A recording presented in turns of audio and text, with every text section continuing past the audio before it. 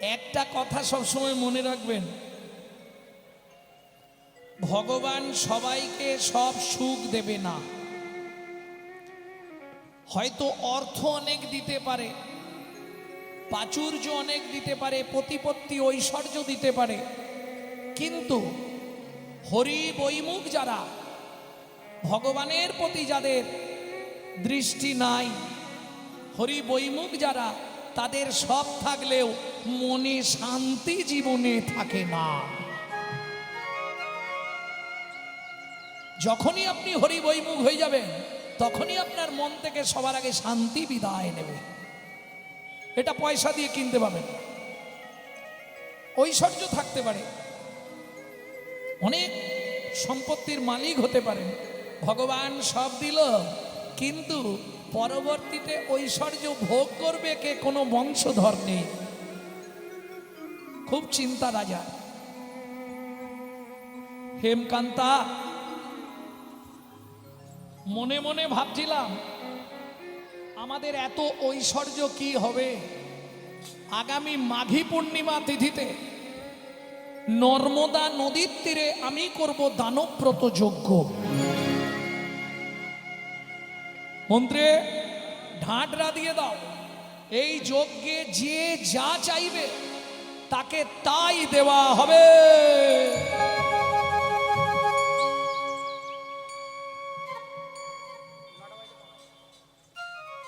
যে যা চাইবে তাকে তাই দিয়ে দেবো, কোনো চিন্তা নেই। কি হবে আমার সম্পত্তি? প্রজাদের। চন্দ্রকান্তা বলছে, স্বামী একটা কথা বলবো কি? আমার এতে কোনো বারণ নেই, তবে আমার একটা ইচ্ছা ছিল। কি? তোমার যখন এতই সম্পত্তি আছে, আজ থেকে ঘোষণা করে দাও, আমাদের রাজ্যে যেন গরিব কেউ না থাকে,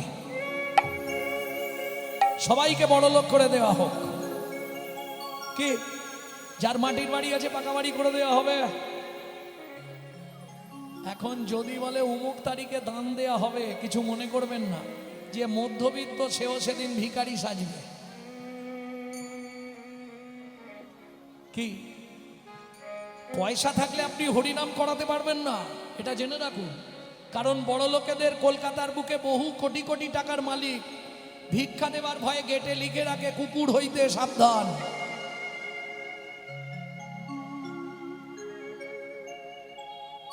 কেন?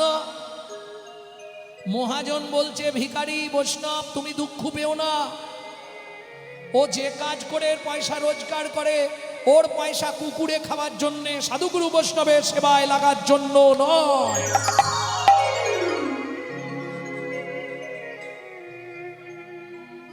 আপনি ইচ্ছা করলেও তো ভগবানকে দিতে পারবেন না।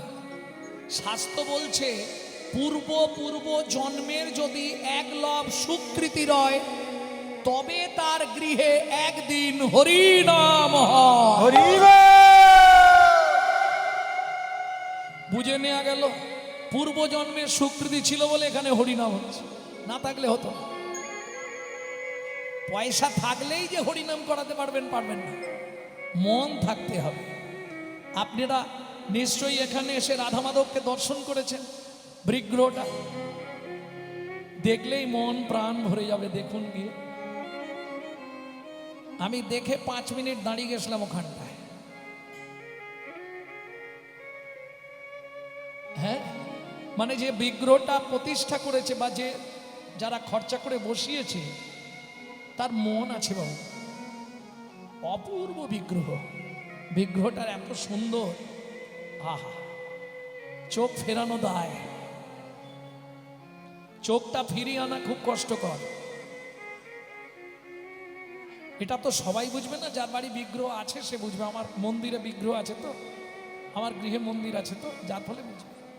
যাদের মন্দির আছে, বিগ্রহ আছে, তারা বুঝবে। বিগ্রহটা দর্শন করলে প্রাণ দেখতে দেখতে মাঘী পূর্ণিমার দিন, চলো দেরি করো না, বেরো। স্ত্রীকে নিলেন, রাজা নিজে এসে বসলেন নর্মদা নদীর তীরে। মন্ত্রী, সব গুছিয়েছ তো? যে যা চাইবে ফিরে যাবে না তো? বেশ। সব লাইন দিয়ে প্রজারা দাঁড়িয়ে গেল। কার কি চাই একে একে জিজ্ঞেস করি। বাবাজি আপনি কি নেবেন? বাহ, প্রথম থেকেই শুরু। বাবাজি বলছে আমাকে একটা গোবিন্দ মন্দির করে দিলেই হবে। মন্ত্রী, মন্দিরটা করতে যা খরচ ওকে দিয়ে দিও। তুমি কি নেবে? আমার খাবার দাবার হলেই হবে।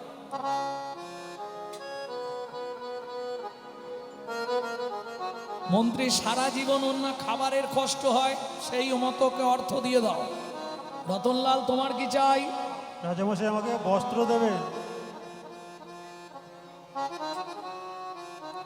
মন্ত্রী, ওকে অর্থ দিয়ে দাও, সারা জীবন যেন বস্ত্রের কষ্ট না পায়। তুমি কি নেবে? 10 বিঘে জমি, 2টো হালের গরু। ভালো বুদ্ধি, হাল করে খাবে। মন্ত্রী, ওকে জমির ধারে নিয়ে যাও, যে জমিটা ওর পছন্দ সেই জমিটা ওকে দিয়ে দাও। লোভে পাপ, পাপে মৃত্যু। মন্ত্রী নিয়ে গিয়ে হাতে একটা শুলো দিয়েছে, তোমার যতটা দরকার গিয়ে পুঁতে দাও, এই জমিটাই তোমার, যাও। 10 বিঘে, 15 বিঘে, 20 বিঘে। মন্ত্রী বলছে 20 বিঘে হয়ে গেল, আর যেও না গো। আর কি হবে, বুড়ো বয়স তোমার, আর জমি নিয়ে কি করবে? বলে জমিদার বলেছে যতটা দরকার আর একটু নিয়ে নি। 25 বিঘে, 30 বিঘে, 35 বিঘের মাথায় গিয়ে পাটি মুখ থুবড়ে পড়ল। মন্ত্রী ফিরে এলো, জমিদার জিজ্ঞেস করলো, মন্ত্রী জমি পেয়েছে? বলে মহারাজ ইচ্ছা ছিল 35 বিঘে, পেল মাত্র 3.5 হাত। পরের জায়গা পরের জমি, ঘর বানাইয়া আমি রই, আমি তো এই জমির মালিক নই। ও দয়াল রে, আমি তো এই জমির মালিক না। ও বিধি রে, আমি তো এই জমির মালিক নই। প্রথম যেদিন ভবে এলাম, তুমি দিলে নতুন ঘর।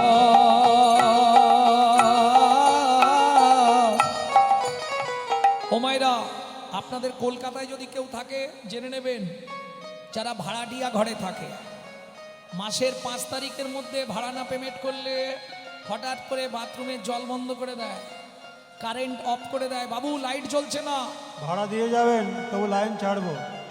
বাবু বাথরুমে জল পড়ছে না, ভাড়াটা পেমেন্ট করবেন, তবু জল দেওয়া হবে। একই সিস্টেম। এটা আপনার বাপ কেলে সম্পত্তি নয়, এটা ভাড়াটিয়া ঘর। সময় সময় ভাড়া না দিলে হঠাৎ করে দেখবেন ঘরের লাইট অফ হয়ে যাচ্ছে।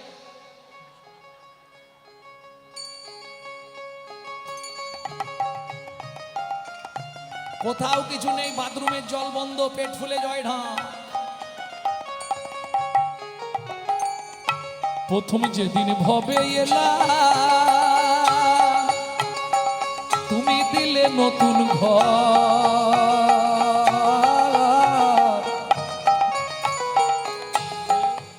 দিন রাত খালি ঘরে পালিশ মারছে, রেক্সোনা, লাক্স, ইন্টারলাক্স, ডাব, মতি, চন্দন, পার্কে ভিনিউ, সাদা করে ফেলছে ঘষে ঘষে। লাভ কি হবে? ভেতর সাদা করে, বাইরে সেজে লাভ কি? ভেতরটা সাজাও। কে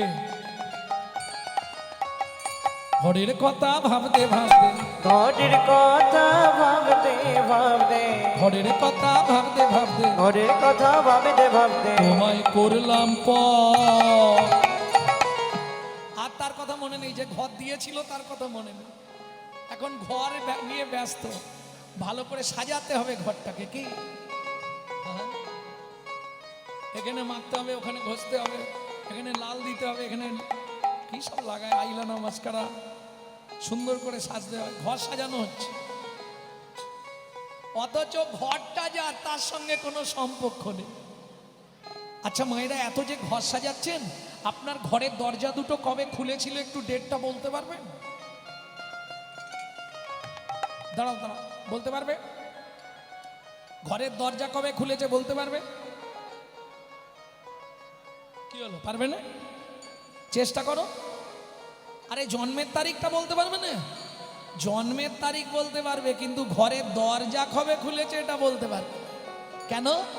মায়ের পেটে থাকাকালীন দরজা খুললে তবে শিশু বাইরে আসার জন্য ছটফট করে। আর আচ্ছা খোলার ডেট তাহলে বলা যাবে না, বাদ দিয়ে দিন। বাইরে যেটা দেখছেন সেটা তো বলতে পারবেন। আপনার বন্ধের ডেটটা বলুন, কবে বন্ধ হবে?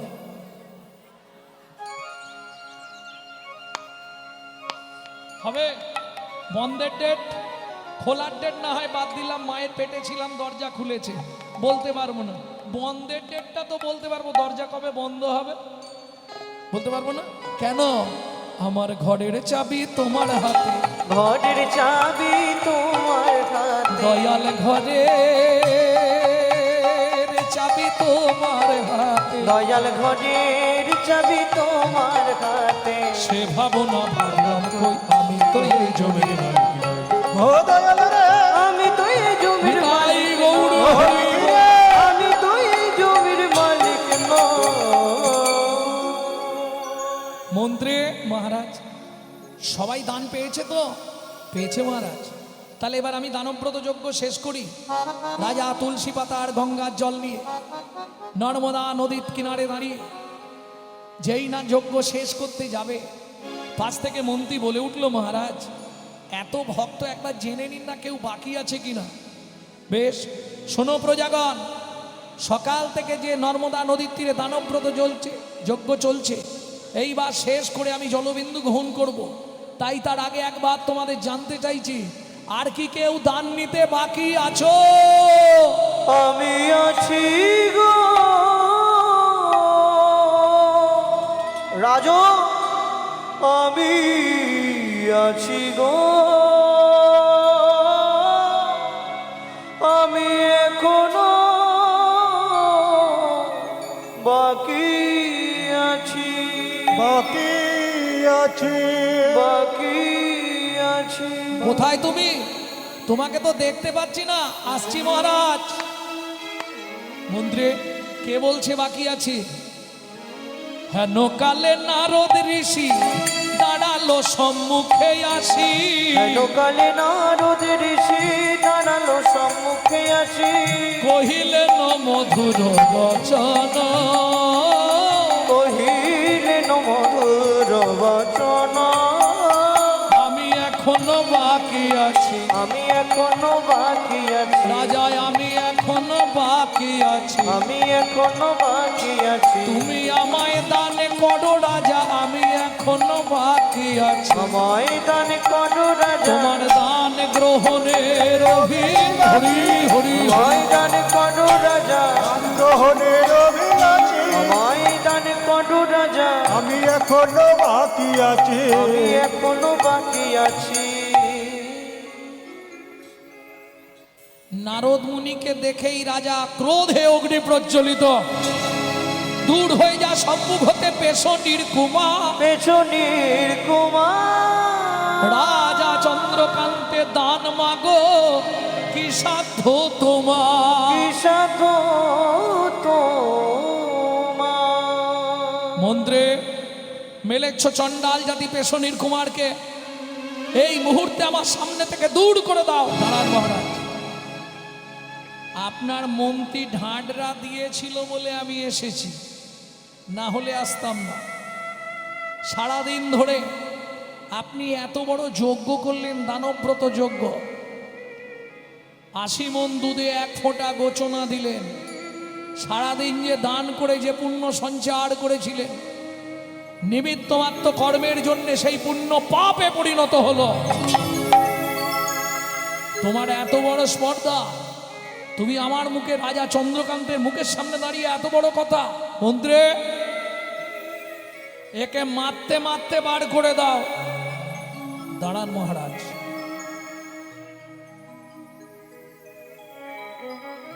অতি দর্পে হত লঙ্কা, অতি মানে চ কৌরবা, অতি দানে বলি হত,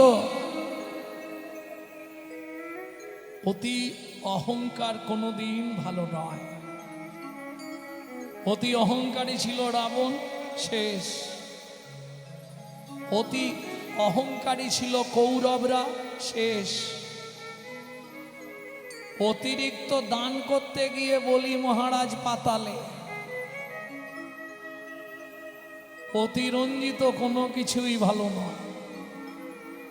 আমি চলে যাচ্ছি, তবে যাবার সময় আমি নারদ মুনি একটা কথা বলে যাচ্ছি আপনাকে, আজকে যে পাপ আপনি করলেন এর জন্যে আগত জন্মে আপনাকে চণ্ডালের ঘরে জন্ম নিতে হবে।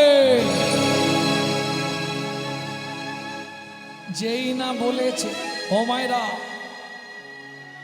একটা নারী পারে পুরুষকে বাঁচাতে, আর একটা নারী পারে পুরুষকে মেরে ফেলতে। নারী স্বর্গের দুয়ার, আবার নারী হয় নরকের দ্বার। বুঝে নেওয়া গেল? ভোজনে জননী সোহাগে ভগিনী রমণে রমণী, এরা যদি কৃপা করে বাঁচালেও বাঁচাতে পারে, মারলেও মারতে পারে, স্বর্গও দেখাতে পারে, আবার নরকেও না বলাই ভালো, বাড়ি যেতে হবে। ভক্তমণ্ডলী ভক্তিমতী মায়েরা, অতএব খুব সাবধান। রাজা চন্দ্রকান্তের স্ত্রী হেমকান্তা দেবী দূরে দাঁড়িয়েছিল, যেই না নারদ মুনি বলা, ছুটতে ছুটতে এসে নারদ মুনির চরণে আছাড় খেয়ে পড়ল। ও গো মুনিব,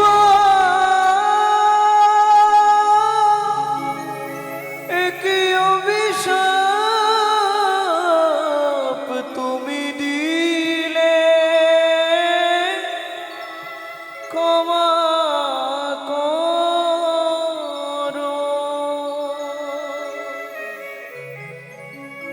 না জেনে না বুঝে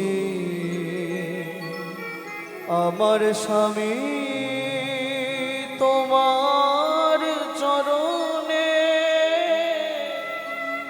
কঠিন অপরাধ করেছে।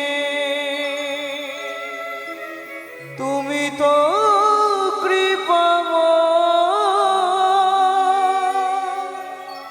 করুণা করে এই অভাগীরে কৃপা করো।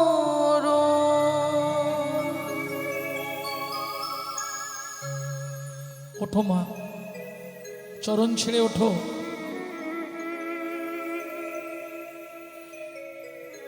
মুনিবর, আমি জানি আমার স্বামী অন্যায় করেছে, আর আপনার অভিশাপ মিথ্যে হওয়ার নয়। আগত জন্মে আমাদের নিষাদ কুলে চণ্ডালের ঘরে জন্মাতে হবে, তাতে কোনো দুঃখ নেই মুনিবর। দুঃখ আমার জীবনে একটাই,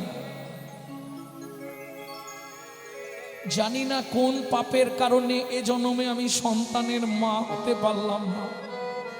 মুনিবর, জীবনে আমার একটাই চাওয়া, যে কুলে জন্ম হোক তাতে কোনো কষ্ট নেই, একটা আশীর্বাদ আপনি আমাকে করে দিন। কি? একটি সন্তান পাই যেন মুনি, সে তো হরি ভক্ত হয়। একটি সন্তান পাই যেন মুনি, সে তো হরি ভক্ত হয়। আমি একটি সন্তান পাই যেন মুনি, সে তো হরি ভক্ত হয়। একটি সন্তান পাই যেন মুনি, সে তো হরি ভক্ত হয়। তুমি এই কৃপা করো মুনি,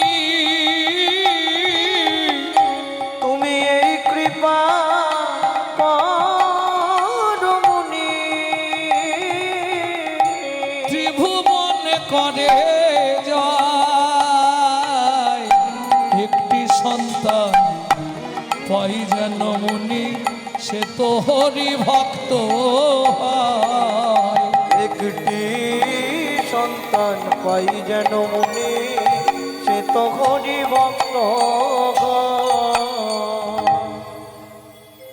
তথাস্তু মা, ভগবান তোমার মনের ইচ্ছা পূর্ণ করবে। এত বলি নারদ মুনি করিল গমন। ওগো এত বলি নারদ মুনি করিল গমন। আস্তে আস্তে আস্তে। আচ্ছা, আপনারা শুনেছেন নারদকে রাজা চন্দ্রকান্ত কি বলে গালি দিল? শুনেছেন কি? পেশনির কুমার, দাসীর পুত্র। সত্যি কি তাই? কিন্তু আমরা তো জানি পুরাণে বলছে নারদ নাকি ব্রহ্মার ছেলে, বলছেন হ্যাঁ? নারদের কবার জন্ম হয়েছিল? বেশ,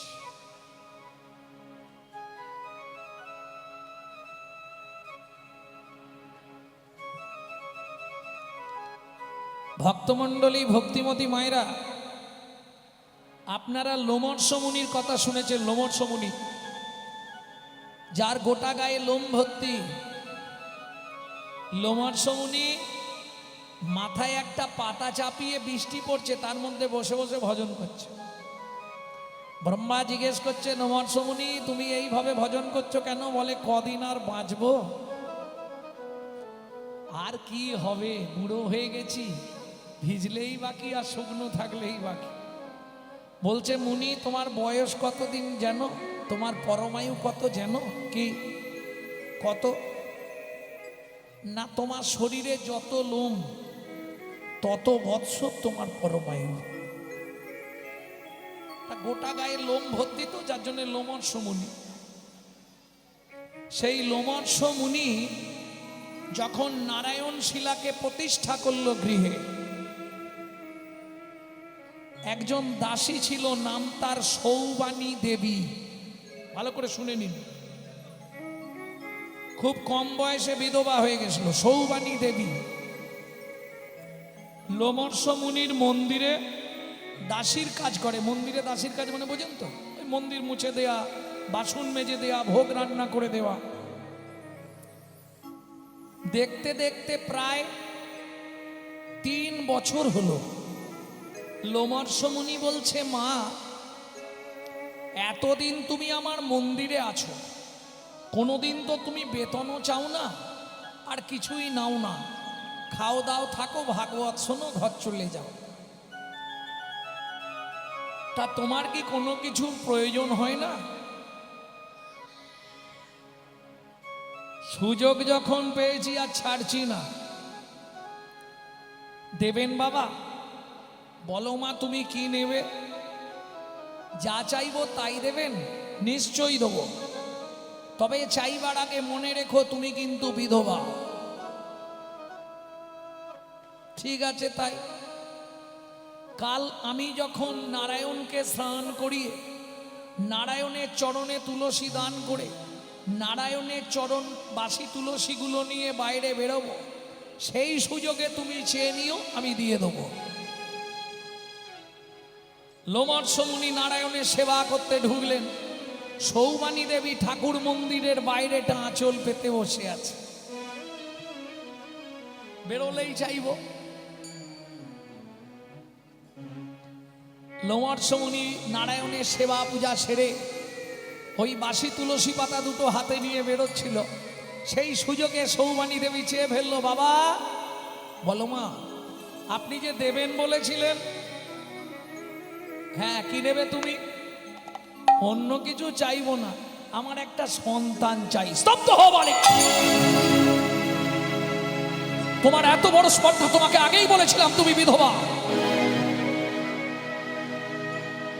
আমি দিলে দিতে পারি, কিন্তু জগৎ বলবে সবাই আমার সন্তান তোমার গর্ভে। মেনে নিতে পারবে? এই কলঙ্কের বোঝাটা মাথায় নিয়ে বাঁচতে পারবে? কাঁদতে কাঁদতে সৌবানী দেবী বলল, বাবা জগতে কে কি বলল তা তো আমার দেখে লাভ নেই, দেখার মালিক তো দেখছে, তিনি যা বলবে সেটাই ঠিক। যদি দিতে হয় তাহলে আমাকে একটা সন্তান আপনি দিন, সে যেন বিশুদ্ধ হরি ভক্ত হয়। কি করবে লোমর্ষ মুনি? মুশকিলে পড়লেন। হাতে তুলসী পাতা দুটো ছিল, দিয়ে বলে, মা এই তোর হাতে তুলসী দুটো দিলাম, তুই যা ভাববি সেটাই ফলবে, এই নে। তুলসী পাতা দুটো হাতে নিয়ে সৌমানী দেবী বলছে, ভগবান তোমার মতো একটা সন্তান আমায় দিও।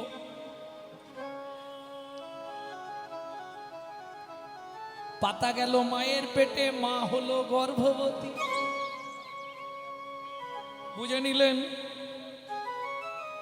সৌবানী দেবী গর্ভবতী হলো। এইবার কানাকানি পাড়ায় শুরু। মেয়েদের তো কাজ নেই, কম্ম নেই, এইটুকুকে এত বড় করবে। এই এটা সত্যি না? হ্যাঁ, এরা এইটুকু যদি কথা পায়, এত বড় শুনেছিস?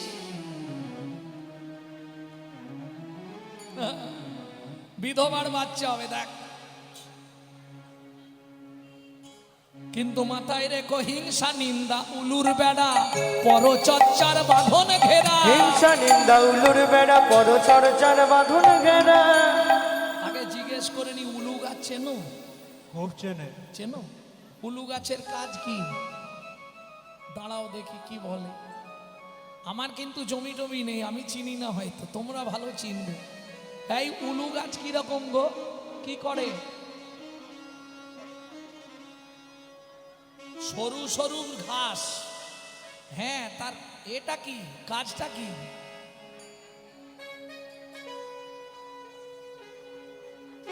মোট বাঁধা হয় নাকি? ঝাঁটা তৈরি হয়? কি হয়? খাওয়া দাওয়ার জিনিস? তাহলে বলতে পারছো না তো? ধান গাছের মতো ধুস। আরে উলু গাছ হয়টা কি সেটা জিজ্ঞেস করছি। কি কাজে লাগে? কোনো কাজে লাগে না তো।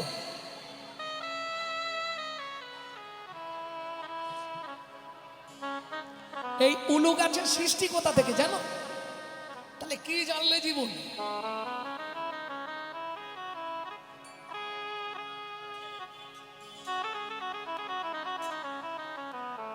উলু গাছ জন্মেছিল কি করে জানো? জানো না? হরি বল, হরি বল। দেবী কালী যখন কাকে বধ করার জন্য কালী হয়েছিল দুর্গা, জানো? কাকে? কোন অসুরকে? ভুল ভাল বলবে, কিচ্ছু জানে না। মধু কৈটবকে বধ করার জন্য দেবী তো দশভুজা হলেন, আর রক্তবীজকে বধ করবার জন্য মা কালী মূর্তি ধরলেন। সেই রক্ত যেখানে পড়েছিল সেখান থেকে উলু গাছের সৃষ্টি। উলু গাছ হচ্ছে হিংসার প্রতীক। ও গায়ে লাগলেই তুমি যখন উলু বন দিয়ে চলে যাবে, কিচ্ছু বুঝতে পারবে না, কিচ্ছু বুঝতে পারবে না। বাড়ি এসে দেখবে পুরো রক্তের মতো চেরা চেরা দাগ হয়ে গেছে। হয় না? হয় না? এইবার বুঝে নাও, হিংসা নিন্দা উলুর বেড়া, পরচর্চার বাঁধন ঘেরা। হিংসা নিন্দা উলুর বেড়া, পরচর্চার বাঁধন ঘেরা। একটা জমির 9টি ফেরা, একটা জমির 9টি ফেরা। জমির বাড়লো ভাবনা দিনে দিনে। আগে উলু গাছ হাঁটাও, না হলে ভাই চাষ হবে না হৃদয় জমিনে। গুরু বিনা চাষ হবে না হৃদয় জমিনে। বুঝে নিলে? এবার নারীর কাজ। কানাঘুষো হচ্ছে। দেখতে দেখতে সৌবানী দেবী 11 মাসে প্রসব হলেন সুন্দর সুপুরুষ পুত্র সন্তান। বাবা কি অনেক দুঃখের পরে আমার সন্তান, আমার এই ছেলের নাম হবে দুঃখী। কি নাম? দুঃখী। দুঃখে দুঃখে পেয়েছি, নাম হবে দুঃখী। দিন যায় মাস যায়, বয়স হচ্ছে। ভক্তমণ্ডলী ভক্তিমতী মায়েরা ব্রহ্মার 4 ছেলে, সনক, সনাতন, সানন, সনত কুমার। 4 জন এলেন লোমৎস মুনির আশ্রমে যোগ শিক্ষা করবার জন্য। সেই সময় দুঃখীর দায়িত্ব পড়ল, তারা যেখানে বসে ধ্যান করবে সেখানটা মুছে দেওয়ার, তাদেরকে জোগাড়পাতি করে দেওয়া। তারা যখন 4 জন ধ্যান করতে বসে, দুঃখী তাদের মুখোমুখি বসে চোখ বন্ধ করে প্র্যাকটিস করে, অভ্যাস করে। এইবার যখন তাদের যোগ শিক্ষা হয়ে গেল, একদিন রাত্রিতে লোমর্ষ মুনিকে প্রণাম করে তারা চলে গেলেন। বদ্রী নারায়ণ দুঃখী তাদের পিছনে পিছনে যাচ্ছে। অনেকখানি বাড়ি থেকে চলে গিয়ে ঘুরে দেখে বাচ্চা ছেলে দুঃখী চলে এসছে। এই দুঃখী, আরে তুই এলি কেন? বলে আমিও তোমাদের সঙ্গে ধ্যান করতে যাব। না, তুই ফিরে যা, তোর মা কান্নাকাটি করবে, তোর মায়ের তুই ছাড়া আর কেউ নেই, ফিরে যা দুঃখী। তাহলে কবে আমি আসবো ধ্যান করতে তোমাদের সঙ্গে? শোন দুঃখী, যেদিন তোর মা না থাকবে, তোর মা মারা গেলে তুই আমাদের কাছে চলে আসবি, তোর জন্য আমরা বদ্রী নারায়ণে অপেক্ষা করব। শুনলেন? দুঃখী বাড়ি চলে গেল। মা কি, আমি ধ্যান করতে বসবো। খেয়ে দেন এদিকে তাড়াতাড়ি। খাবো না, আমি ধ্যান করতে বসবো। দুঃখী ধ্যান করতে বসলো। একদিন, দুদিন, 3 দিন কেটে গেল। 3 দিনের দিন গভীর রাতে নারায়ণ এসে দাঁড়ালো। দুঃখী কে? আমি শ্রী বিষ্ণু নারায়ণ। বলো তুমি কি নেবে দুঃখী? কি পেলে খুশি হবে?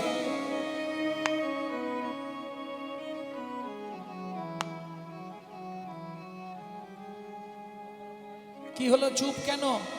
বলে ভগবান যা চাইবো তাই দেবে। নিশ্চয়ই দেব, তুমি যা চাইবে তাই দেব। দুঃখী বলে মাথা ছুঁয়ে বলো। ভগবান মাথা ছুঁয়ে বলছে যা চাইবো তাই দেব। সত্যি দেবে? নিশ্চয়ই দেব। বলো কি চাও?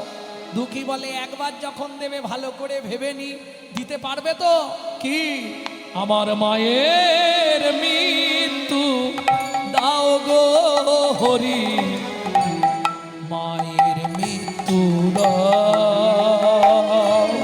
আমার মায়ের মৃত্যু দাও গো হরি, মায়ের মৃত্যু দাও। আমার মায়া কেড়ে নাও গো দয়াল, মোহ কেড়ে নাও। আমার মায়া কেড়ে নাও গো প্রভু, মোহ কেড়ে নাও।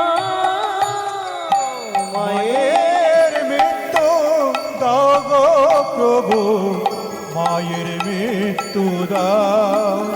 আমার মায়ের মৃত্যু দাও গো প্রভু, মায়ের মৃত্যু দাও।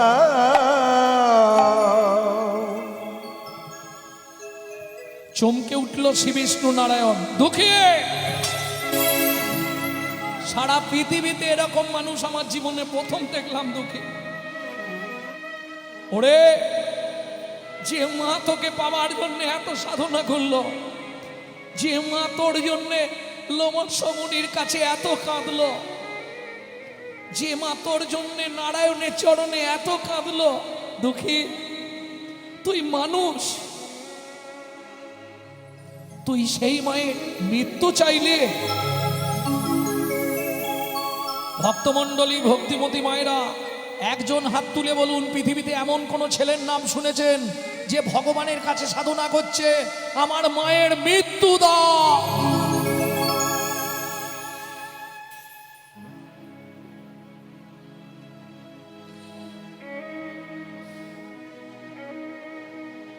ভগবান কাঁদছে। দুঃখী, ও দুঃখী, তুই জানিস দুঃখী কি এ জগতে যার মা নেই তার এই পৃথিবীতে আর কেউ নেই, জানিস দুঃখী? এ জগতে যার মা চলে গেছে তার পৃথিবীর সব চলে গেছে রে। আমি দিতে পারবো না দুঃখী, আমি চললাম। ফিরে গেলেন শ্রী বিষ্ণু নারায়ণ। দুঃখী শুনবে না, আবার ধ্যানে বসলেন। নারায়ণ এলেন। দুঃখী বল, অন্য কিছু চা? না ঠাকুর। কেন তোর মায়ের মৃত্যু চাইছিস আমাকে খুলে বল দুঃখী।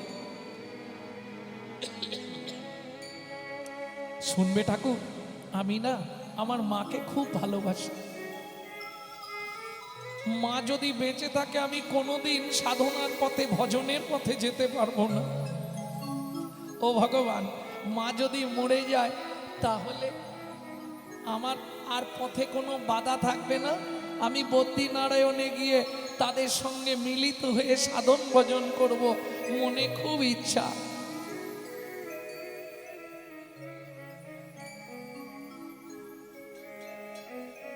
দুঃখী,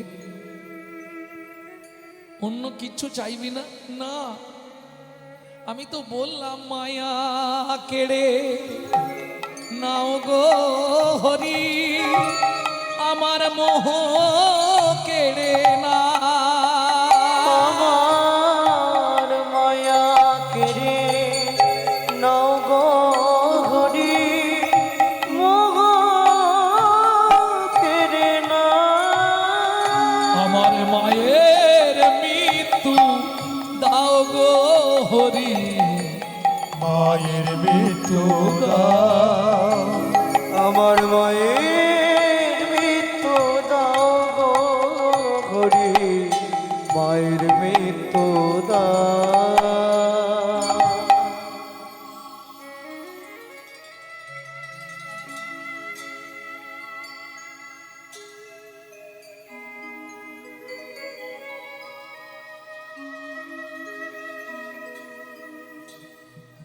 দুঃখী, আমি শেষবারের মতো তোকে বলছি দুঃখী, তুই অন্য কিছু চা না, অন্য কিছু চা না, অন্য কিছু চা দুঃখী, বললাম তো না না না। বেশ, তোর ইচ্ছাই পূর্ণ হবে দুঃখী। আজ থেকে 3 রাত্রি পর তোর মায়ের মৃত্যু হবে।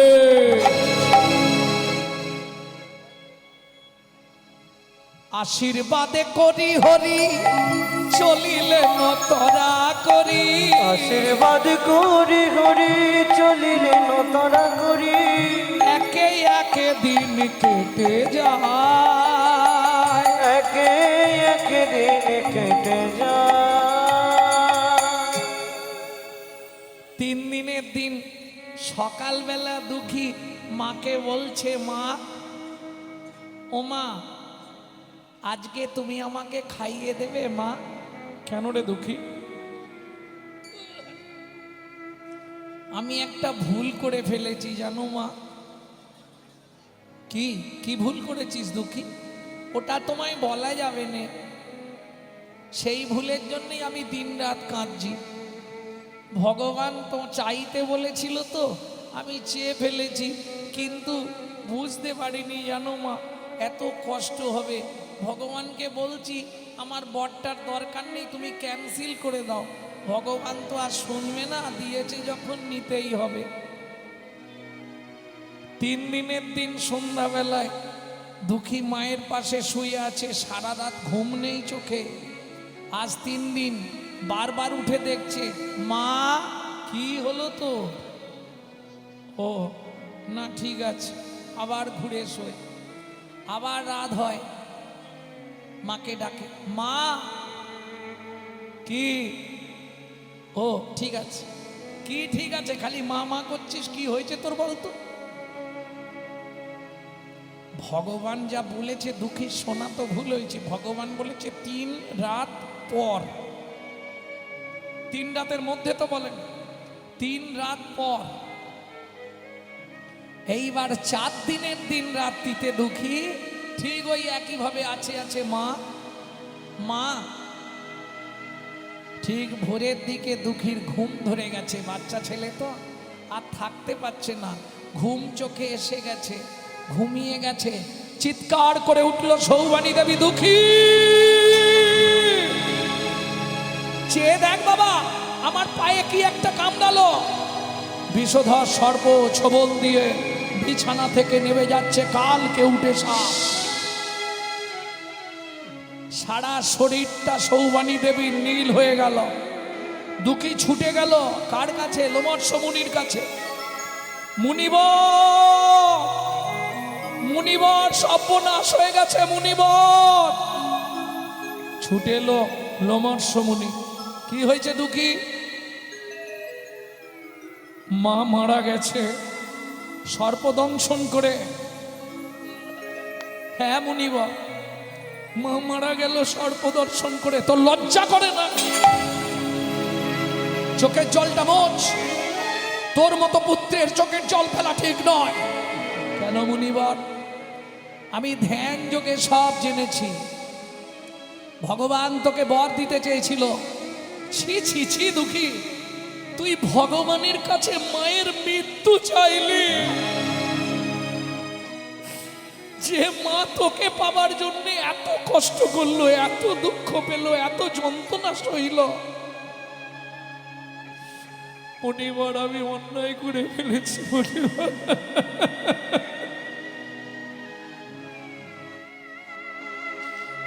আমাকে ক্ষমা করে দিন মুনিবর, আমি অন্যায় করে ফেলেছি। আর ক্ষমা চেয়ে কি হবে? নদীর ঘাটে কলার ভেলা প্রস্তুত করা হয়ে গেছে। মায়ের দেহটা নদীর জলে ভাসিয়ে দে। মায়ের দেহটা নদীর জলে ভাসিয়ে দিয়ে দুঃখী বললে, মুনিবর, মা ছিল বাঁধন, আজ থেকে বাঁধন হারা হয়ে গেলাম। প্রণাম জন্মভূমি, প্রণাম মুনিবর, আমি চললাম সাধনার নিমিত্তে। কোথায়? যেখানে চতুষ্ষণ ব্রহ্মার 4 ছেলে সাধনা করছে, দুঃখী সেই পথে চলেছে গভীর অরণ্যে। আর কত দূর বলো হে ঠাকুর তোমার মধু শান্তি ধাম। আর কত দূর বলো হে ঠাকুর তোমার মধুর শান্তি ধাম। এ দুর্গম পথে চলিতে চলিতে, এ দুর্গম পথে চলিতে চলিতে, এ দুর্গম পথে চলিতে চলিতে, এ দুর্গম পথে চলিতে চলিতে, অবসান দেহ মন প্রাণ। আর কত দূর বলো হে ঠাকুর তোমার মধুর নিতাই গৌড়ে হরি হরি হরি হরি বল। কত দূর বলো হে ঠাকুর তোমার মধুর শান্তি ধাম। আপন বলিতে ভবে ছিল যারা, দাগা দিয়ে বুকে চলে গেল তারা। আপন বলিতে ভবে ছিল যারা, দাগা দিয়ে বুকে চলে গেল তারা। বলিতে ভবে ছিল দাগা দিয়ে চলে গেল তারা। আপন বলিতে ভবে ছিল যারা, দাগা দিয়ে বুকে চলে গেল তারা। জড়া ব্যাধিগ্রস্ত হয়ে বুদ্ধি হারা, জড়া ব্যাধিগ্রস্ত হয়ে বুদ্ধি কাটা। এ পথে চলার তো নাই বীরা, তোমার মধুর শান্তি ধাম। আর কত দূর বলো হে ঠাকুর তোমার মধুর শান্তি ধাম।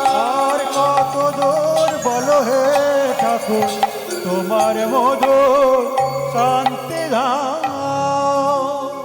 গভীর জঙ্গলে যেখানে চতুষ্ষণ, সেখানে এসে বসলো দুঃখী।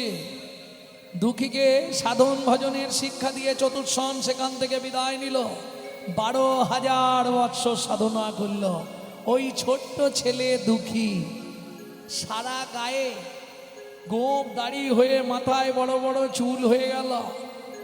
কি অবস্থা! তবে সন্তুষ্ট হলেন দেবগণ। একে একে সবাই ছুটে এলো। দুঃখীর যেদিন ধ্যান ভঙ্গ হলো, সবার প্রথম মনে মনে ভাবছে আমি আগে গিয়ে দুঃখীর সঙ্গে দেখা করব। কারা? দেবতারা।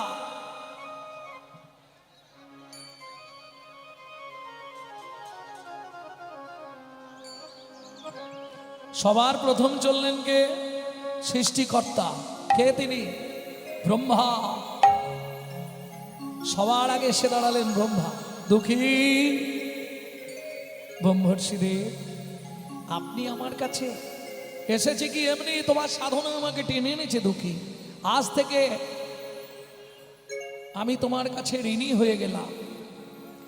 আজ থেকে তোমার দুঃখী নাম মোচন হইল। মোচন হইল।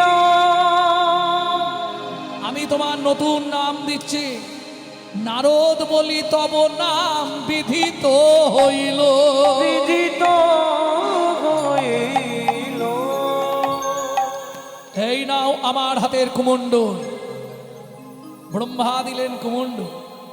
এইবার কে আসছে? দেবাদিদেব মহেশ্বর আপন রুদ্রাক্ষ মালা দুঃখীর গলে দিল। শ্রীহরি বলিয়া দুঃখী নাচিয়া উঠিল। শ্রীহরি বলিয়া দুঃখী নাচিয়া উঠিল। সরস্বতী বিনা দিয়া বলিল বচন। সরস্বতী বিনা দিয়া বলিল মোচন। সরস্বতী বিনা দিয়া বলিল বচন। সরস্বতী বিনা দিয়া বলিল মোচন। বিনা যন্ত্রে গান করে মাতা হে ভুবন। বিনা যন্ত্রে গান করে মাতা ভুবন। তাহলে এতদিন নাম ছিল দুঃখী, আজ থেকে নাম হলো কি নাম? নারদ মুনি। জেনে গেলেন আসল তত্ত্ব হলো এটাই। তাহলে রাজা চন্দ্রকান্ত ভুল বলেন তো? দাসীর পুত্র, পেশনির কুমার, সত্যি কি দাসীর পুত্র? ভগবানের চরণ তুলো শিখে তবে সৌমানী দেবী গর্ভবতী হয়েছিল, প্রমাণ করে দিলাম।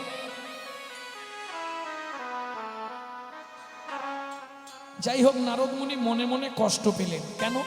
ও মায়েরা, শাস্ত্র বলছে বৈষ্ণবেতে হয় যদি ক্ষুদ্র ক্ষুদ্র অপরাধ, ক্ষুদ্র অপরাধ মহা মহা ভজনে ভজনে তুমি পড়ি যাবে বা। পড়ি যাইবা।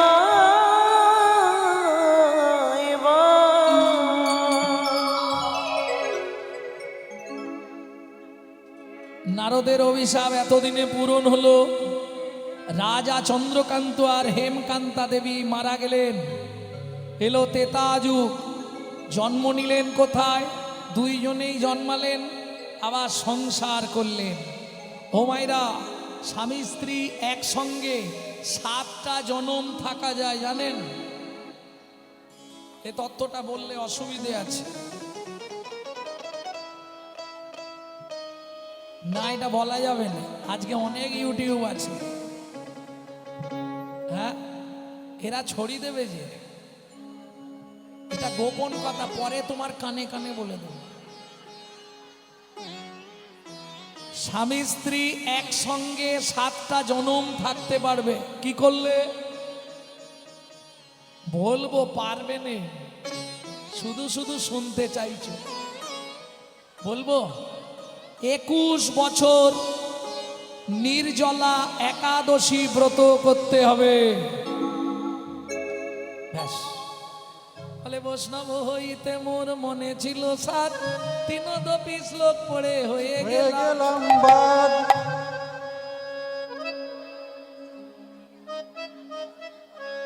তবু শোনা হলো তো, চেষ্টা করব। না না, বুঝে না, না বুঝে কেউ শুনিতে শুনিতে সেহ তার হয় চৈতন্য উদয়। লীলা কথা বুঝতে না পারলেও শুনতে শুনতেই কৃপা হয়ে যায়। কি প্রেম সে বলো চৈতন্য মহাপ্রভু কি। ভক্তমণ্ডলী, ভক্তিমতী মায়েরা, কোথায় জন্ম নিল? সিংহমপুর। আবার স্বামী স্ত্রী এক ঘরে। নাম হলো সবর, সবরী। একটা ছেলেও হলো গুহক চণ্ডা। ও মায়েরা, এক সময় পিতৃসত্য পালনের নিমিত্তে রামচন্দ্র 14 বছর বনে গিয়েছিল, তাই তো? এই 14 বছর বনে থাকাকালীন, ওই কোন দিকে লোক, 14 বছর বনে থাকাকালীন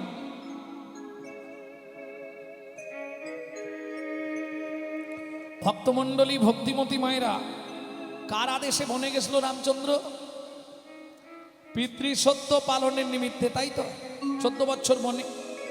সে যাই হোক, প্রকৃত পিতৃসত্য নয়, এর পিছনে অনেক কারণ আছে, সেগুলো আর আজকে বলা যাবে না। বলতে গেলে আর সময় হবে না।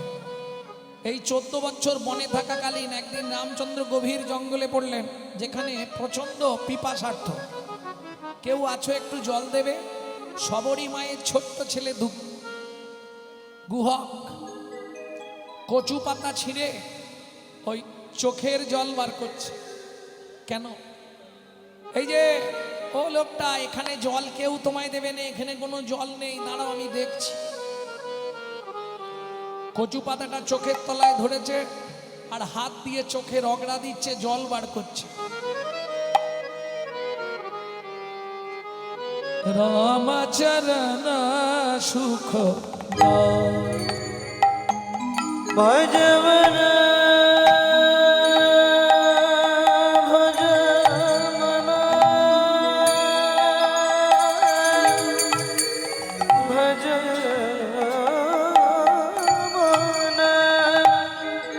রামচরণ সুখ দায়। ভজ মন রামচরণ সুখ দায়।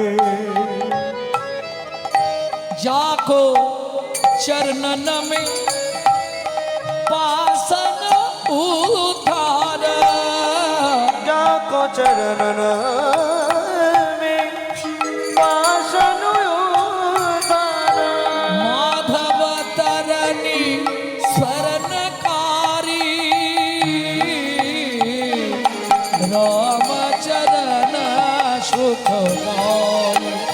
भज मन रामचरण सुख दाई। ভজ মন রামচরণ দাই সুখ দায়। এই যে ও লোকটা, এই নাও একটু জল এনেছি, খেয়ে নাও। ভগবান কচু পাতায় এইটুকু জল দেখে হাসছে, দে ওইটাই খাই। হ্যাঁ রে খোকা, জলটা এমন কেন? পেয়েছো, তোমার ভাগ্য ভালো। এখানে কোথাও জল নেই, আমি নিজে চোখ থেকে জল বার করে তোমার তৃষ্ণা মিটালাম, বুঝলে? যেই বলেছে চোখ থেকে জল বার করে দিলাম, ছুটে গিয়ে রামচন্দ্র গুহককে বুকের মধ্যে জড়িয়ে ধরলো। আর যেই জড়িয়ে ধরলো, গুহক চিৎকার করে উঠলো, ঠাকুর! সর্বনাশ হয়ে গেল। কি রে? আমি চণ্ডাল, আমাকে জড়িয়ে ধরলে, তোমার জাত মরে গেল। কেন? পাড়ার লোকেরা বলে আমাদের ছুঁলে স্নান করতে হয়, তুমি আমাকেই ছুঁলে ঠাকুর? শোন গুহ, শাস্ত্র কি বলে জানিস? চণ্ডাল হোপি মুনি শ্রেষ্ঠ, হরি ভক্তি পরায় না। চণ্ডাল চণ্ডাল নয় যদি কৃষ্ণ বলে, যদি কৃষ্ণ বলে। ব্রাহ্মণ চণ্ডাল হয় যদি অসৎ পথে চলে, যদি অসৎ পথে চলে। তুই তোর চোখের জল আমায় খাইছিস, আজ থেকে তুই আমার বন্ধু হবি। তুমি কত বড়, আমি ছোট। তোমার নাম কি? আমার নাম শ্রী রামচন্দ্র, তোর নাম? আমার নাম গুহ। তুই আমার বন্ধু আজ থেকে। ঠিক আছে, আমি এখন চললাম। হ্যাঁ, কাঠ নিয়ে গেলে বাড়িতে রান্না হবে, মা প্রচুর পেটাবে, দেরি হয়ে গেছে। এত দেরি করে আসছে, সবরই মতো একবারে রেগে আছে। গুহা, এত দেরি কি করছিলি জঙ্গলে? হ্যাঁ, এই কটা কাঠ নিয়ে এতক্ষণ ধরে কি? গুহা, এই গুহা কি মা, তোর গায়ে একটা কেমন গন্ধ উঠছে রে? বেগুনাভি কস্তুরীর গন্ধ, ভগবানের অঙ্গগন্ধ। খোকা, সত্যি কথা বল, এই গন্ধ তোর গায়ে এলো কোথা থেকে? আমি তো জানি। ও জানো মা, এর সঙ্গে আজকে বন্ধুত্ব হয়েছে। কি সুন্দর দেখতে লোকটাকে, জানো মা? তাকে চোখের জল খাইয়েছিলাম, সে আমাকে বন্ধু করে নিয়েছে, তার গায়ে এইরকম গন্ধ। খোকা, সত্যি করে বল, সে তার নাম বলেনি? বলেছিল মা, আমার ঠিক মনে পড়, তবে কি একটা চন্দ্র বলেছিল। মনে করে বল। বলেছিল রামচন্দ্র, শবরী মা চমকে উঠল। কেন? শবরী মা হচ্ছে মতঙ্গ মুনির শিষ্য, যাদের আরাধ্য ভগবান হলেন শ্রীরামচন্দ্র। খোকা, আমি মা হয়ে তোর কাছে একটা আবদার করব বাবা। বলো মা। তোর বন্ধুকে একবার আমাদের বাড়ি নিয়ে আসবি? তুমি বললে আমি গিয়ে বলবো, আর না হলে মিথ্যে কথা বললে বন্ধু চলে আসবে। শোন বাবা, আমার জন্য না হয় দুটো মিথ্যে কথা বলবি, কিন্তু যখন মিথ্যে বলবি কানে হাত দিয়ে বলবি। হ্যাঁ, শিখিয়ে দিচ্ছি। যদি দাদার পকেট মারেন, অনেক বাড়িতে আছে না গিন্নিরা কর্তার পকেট মারে, সত্যি করে বলবে তুমি আমার পকেট থেকে পয়সা নিয়েছো। তুমি বিশ্বাস করো, তোমার পকেট থেকে একটা পয়সাও নেই। শুধু কানটা ধরে রাখবেন। কেন? কানে কে আছে? শ্রী গুরুদেব। গুরুদেবের চরণে ক্ষমা চেয়ে নেবেন।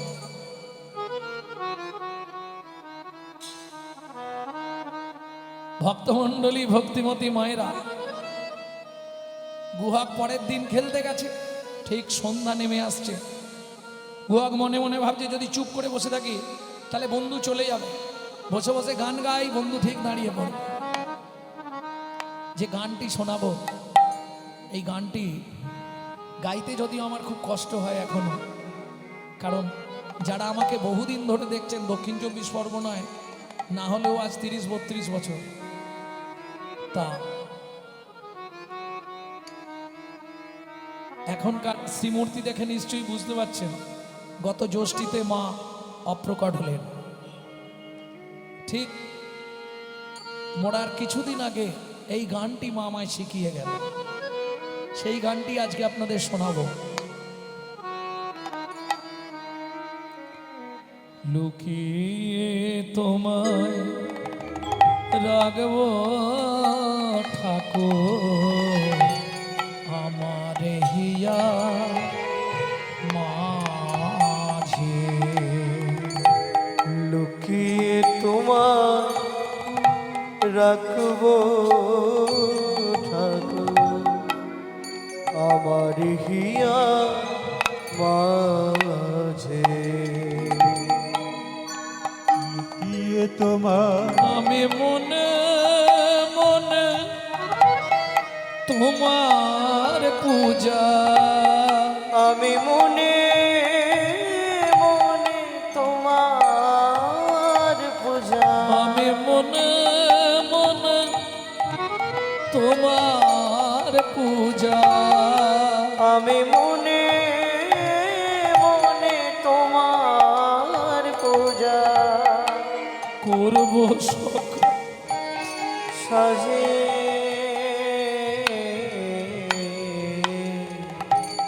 আমার হিয়া মাঝে। লুকিয়ে তোমার রাখবো ঠাকুর, আমার হিয়ার মাঝে। লুকিয়ে তোমার রাখবো ঠাকুর, আমার হিয়ার মাঝে। নাই বা যদি দেবদাসিনা তোমার মাথায় চামর ঢুলায়, নাই বা যদি দেবদাসীরা তোমার মাথায় চামর দুলা, ক্ষতি কি তাই শঙ্খ ঘণ্টা নাই বা যদি বাজে,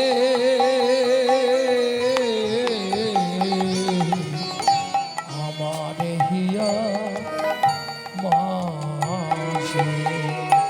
লুকিয়ে তোমার রাখবো ঠাকুর, আমার হিয়ার মাঝে। লুকিয়ে তোমার রাখবো ঠাকুর, আমার হিয়ার মাঝে। নেমে এসছে, তুই এখনো বসে আছিস? ঠাকুর, পায়ে লেগে গেছে, বাড়ি যেতে পারছি না, আমি দিয়ে আসবো? তাহলে তো ভালোই হয়। বেশ, তুই এক কাজ কর, তুই আমার কাঁধে ওঠ, আমি তোকে বাড়ি দিয়ে আসি। গৌরচন্দ্রিকায় শুনেছিলেন ভগবান ভক্তের কাঁধে সেই ঋণ লীলায় এসে শোধ হচ্ছে।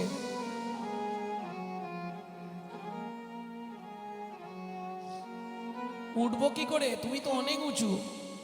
ঠিক আছে, আমি এখানটায় বসছি, তুই আমার পিঠে পা দিয়ে উঠে পড়। না না, ওরে বাপরে, তোমার গায়ে পা দিয়ে আমি উঠতে পারবো না। তাহলে কি করবি? আমি ওই গাছের ডালটায় বসছি, তুমি ওর নিচে গিয়ে দাঁড়াও, আমি টুক করে তোমার কাঁধে বসে পড়বো। হ্যাঁ রে গুহক, কি তুই যে বললি তোর পায়ে লেগেছে, তাহলে গাছে উঠবি কি করে? গাছে উঠতে পারবো, হেঁটে বাড়ি যেতে পারবো না। ভগবান বলছে, বাহ, বুঝতে পারলাম, ঠিক আছে তাই কর। গাছের ডালে উঠে গুহক বসলো, ভগবান গিয়ে নিচে দাঁড়ালো। গুহক দুই দিকে পা দিয়ে ভগবানের কাঁধে উঠে বসলো, দুই হাত দিয়ে ভগবানের মাথাটা ধরেছে। ভগবান দুই হাত দিয়ে ভক্তের চরণটা বুকে চেপে ধরেছে। এইবার রামচন্দ্র গুহককে কাঁধে করে নিয়ে যাচ্ছে। খানিকটা গিয়েই গুহক বলছে, ও ঠাকুর, কি আমাকে তুমি নামিয়ে দাও। কেন রে? আমি বুঝতে পারছি তুমি আমাকে বইতে পারছো না, তোমার কষ্ট হচ্ছে। কি করে বুঝলি গুহক? ও মা, তোমার চোখ থেকে টপ টপ করে জল আমার পায়ে পড়ছে। ভগবান বলছে, গুহক, আমি কাঁদছি এটা ঠিক, কিন্তু তোকে বয়ে আমার কষ্ট হচ্ছে, এর জন্য আমি কাঁদিনি। তাহলে সত্যি করে বলো ঠাকুর, কাঁদছো কেন? ভগবান বলে, গুহক রে, ও গুহক রে, যেদিন ভিগু মুনি আমার বুকে লাথি মেরেছিল, ভৃগুমুনি আমার বুকে লাথি মেরেছিল, সেদিন ভিগু মুনির চরণ খানি, ভৃগুমুনির চরণ খানি নিজের বুকে চেপে ধরে বলেছিলাম, ভিগু মুনি গো, ওগো ভৃগুমুনি গো, তুমি লাথি মারলে তাতে কোনো ক্ষতি নাই, তাতে কোনো ক্ষতি না, কিন্তু একটা আশীর্বাদ করো, একটাই আশীর্বাদ করো, শুধু এ জন্মে নয়, এ জন্মে না, প্রতি জন্মে জন্মে হরি বল। ভক্তের চরণ পাই গো, প্রতি জন্মে জন্মে ভক্ত চরণ পাই গো, মুনিয়ে কৃপা করো মোরে, প্রতি জন্মে যেন ভক্তের চরণ পাই গো।